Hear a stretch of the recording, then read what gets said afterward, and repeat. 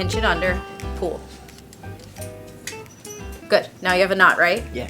Perfect. Family consumer sciences encompasses a lot, and everybody always thinks it's just cooking, but sewing is almost like a dying art. Kids don't even realize how often you could use it. In 7th grade, we do hand sewing where they get to create little felt project. They pick a pattern and cut it out.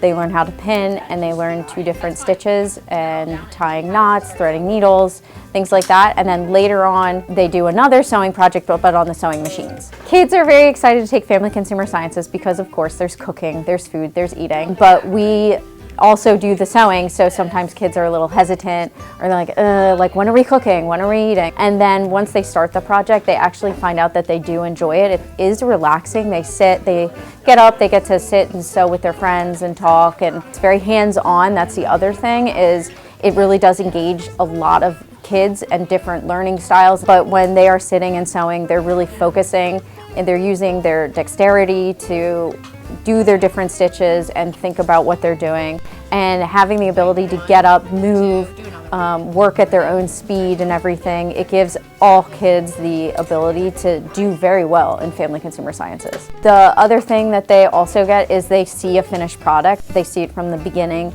to the end, and then they have something tangible with them as a memory. I know a lot of people keep their projects throughout the years. In 7th grade, they make a pillowcase. 8th grade, they do a drawstring bag, and then in 9th grade, they do pajama pants. And those are 3 projects that kids will constantly use, and we'll see them being used throughout the year. So one of the great things that North Penn School District is doing is they are keeping the sewing and the family consumer sciences program running. A lot of districts in our area don't have it in the middle school, or they've stopped using the sewing machines.